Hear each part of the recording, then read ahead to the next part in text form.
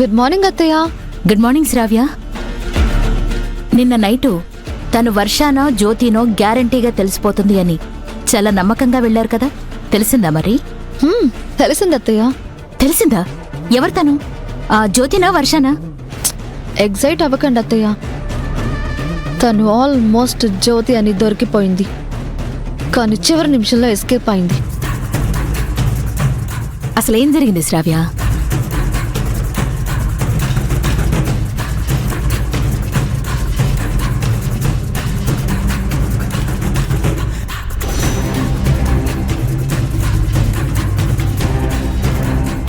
నేనేదో మంచి ప్లాన్ వేశాను అనుకున్నాను గాని రాజీవ్ నిజంగానే జ్యోతి కోసం దూకబోయాడు.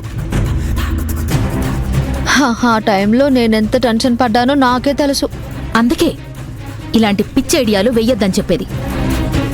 జ్యోతి అంటే రాజీవ్కి ఎంత ఇష్టమో తెలుసు కదా. అయినా అదేం ప్లాన్ శ్రావ్య? ఏదైనా జరగనంది జరుగుంటే ఏంటి పరిస్థితి? సారీ అత్తయ్య, ఇంకెప్పుడు అలా చేయను. కాకపోతే తను మాత్రం జ్యోతినే, అందుకే కాపాడడానికి వచ్చింది. తన కళ్ళల్లో ఆ బాధ, ఆ భయం చూశాను నేను. ఎందుకంటే రాజీవ్ అంటే జ్యోతికి ఎంత ప్రేమో నాకు తెలుసు. మరి అలాంటప్పుడు నువ్వే జ్యోతి అని దాన్నెందుకు నిలదేలేదు మీరిద్దరూ? నాకు అవకాశం లేకుండా పోయింది అత్తయ్య.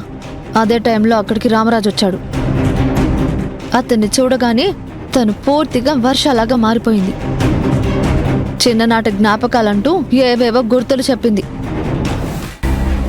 నేను ఇంక ఆగాలి కదత్తయ్య. అక్కడ పరిస్థితుల్లో చూసి ఎవరైనా వర్షాన్ని నమ్ముతారు. ఒక్క నిమిషం ఆగు. ఒకే పోలికలతో ఉండేవాళ్లు 7గురుంటారు అంటారు. కాబట్టి జ్యోతి పోలికలతో ఉందే తప్ప తను నిజంగానే వర్షానేమో. నువ్వు రాజీవ్ అనవసరంగా భ్రమపడుతున్నారేమో. అదీ కాక మీరు లేనిపోని తలనొప్పి పెట్టుకున్నారేమో అనిపిస్తోంది. మనకంటూ సిటీలో ఒక లైఫ్ ఉంది, పరపతి పలుకుబడి ఉన్నాయి.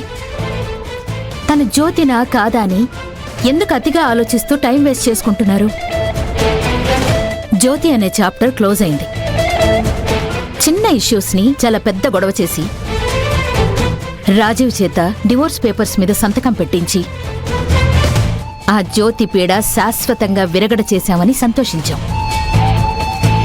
మరి ఆ జ్యోతి చాప్టర్ని మళ్ళీ ఎందుకు ఓపెన్ చేయాలని చూస్తున్నావు? ఎందుకు ప్రశాంతంగా ఉన్న మనసుని అల్లకల్లోలం చేసుకుంటున్నారు? అనవసరమైన కాంప్లికేషన్స్ మీరే క్రియేట్ చేసుకుంటున్నారనిపిస్తోంది. ఒక్కసారి ఆలోచించు.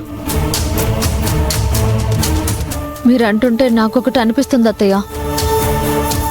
జ్యోతికి ఆస్తిపాస్తుల మీద ఇంట్రెస్ట్ లేదు కాబట్టి అసలు వర్షాలాగా నటించదు.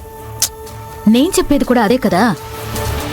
సరైన ఆధారం లేదు కాబట్టి తను జ్యోతి కాదు అని నా ఒపీనియన్. ఇంకొకటేంటంటే తను వర్ష కాకపోతే భ్రమరాంబిక గారు తన వారసురాలు అని ప్రకటించి అంత ఆస్తిని ఎందుకు వర్ష పేరు మీద రిజిస్ట్రేషన్ చేయిస్తారు? నిజమే అత్తయ్య.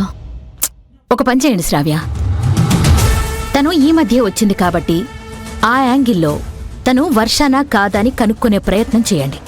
అది బెటర్ అత్తయ్య.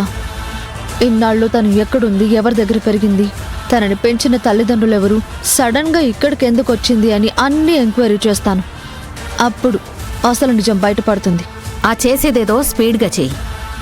సరే అత్తయ్య.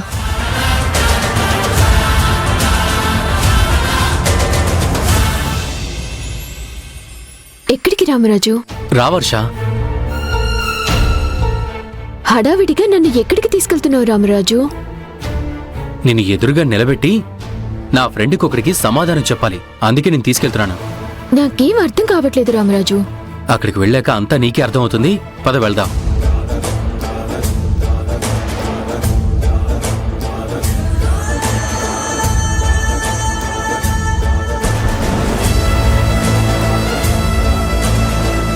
వీడేంట్రా వర్షాన్ని తీసుకొస్తున్నాడు?